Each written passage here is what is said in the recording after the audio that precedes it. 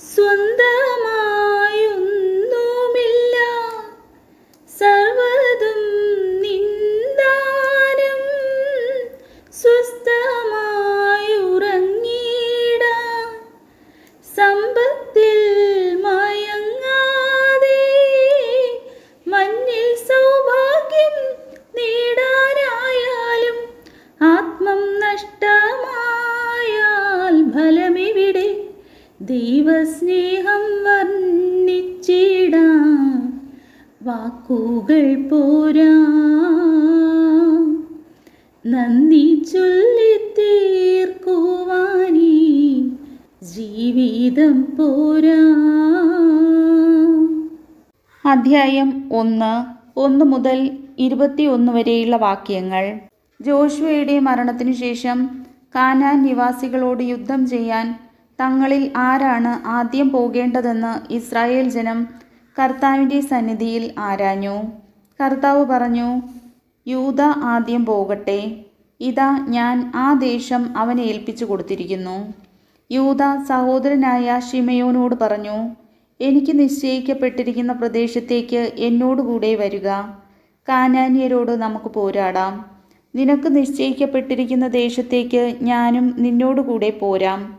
ശിമെയോൻ അവനോടുകൂടെ പുറപ്പെട്ടു. യൂദ യുദ്ധം ചെയ്തു. ദൈവം കാനാന്യരെയും പെരിയസ്യരെയും അവരുടെ കയ്യിൽ ഏൽപ്പിച്ചു. അവർ 10,000 പേരെ ബസേക്കിൽ വെച്ച് പരാജയപ്പെടുത്തി. ബസേക്കിൽ വെച്ച് അദോണി ബസേക്കിനോട് അവർ യുദ്ധം ചെയ്തു. കാനാന്യരെയും പെരീസ്യരെയും പരാജയപ്പെടുത്തി. അദോണി ബസേക്ക് പലായനം ചെയ്തു. അവർ പിന്തുടർന്ന് അവനെ പിടിച്ച് കൈകാലുകളുടെ പെരുവിരലുകൾ മുറിച്ചു കളഞ്ഞു. അദോണി ബസേക്ക് പറഞ്ഞു, കൈകാലുകളുടെ പെരുവിരലുകൾ ഛേദിക്കപ്പെട്ട 70 രാജാക്കന്മാർ എൻ്റെ മേശയ്ക്ക് കീഴിലെ ഉച്ഛിഷ്ടം പെറുക്കി തിന്നിരുന്നു. ഞാൻ അവരോട് ചെയ്തതുപോലെ തന്നെ ദൈവം എന്നോടും ചെയ്തിരിക്കുന്നു. അവർ അവനെ ജെറുസലേമിൽ കൊണ്ടുവന്നു. അവിടെ വെച്ച് അവൻ മരിച്ചു.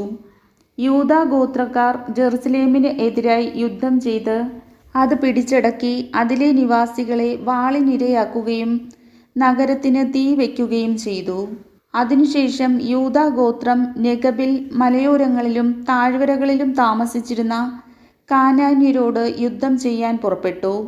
ഹെബ്രോണിൽ താമസിച്ചിരുന്ന കാനാന്യരോട് അവർ യുദ്ധം ചെയ്തു.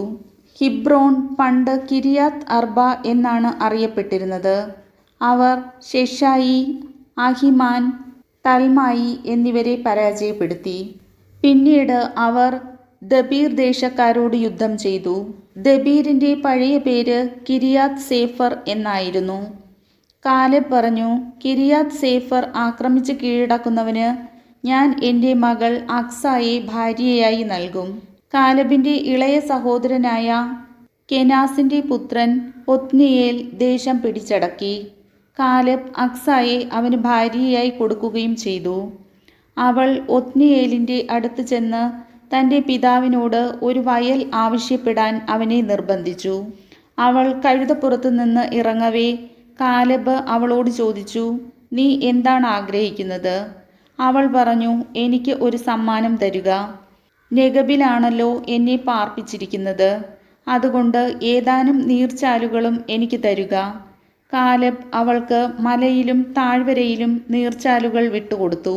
മോശയുടെ അമ്മായിയപ്പനായ കേന്യൻ്റെ പിൻഗാമികൾ യൂദാ ഗോത്രക്കാരോടുകൂടെ ഈന്തപ്പനകളുടെ നഗരത്തിൽ നിന്ന് നെഗബിൽ ആരാദിന് സമീപമുള്ള യൂദാ മരുഭൂമിയിലേക്ക് പോയി. അവർ അവിടെ എത്തി അവിടുത്തെ ജനങ്ങളോടൊത്ത് ജീവിച്ചു. അതിനുശേഷം യൂദാ സഹോദരനായ ശിമെയോനോടൊത്ത് പുറപ്പെട്ടു.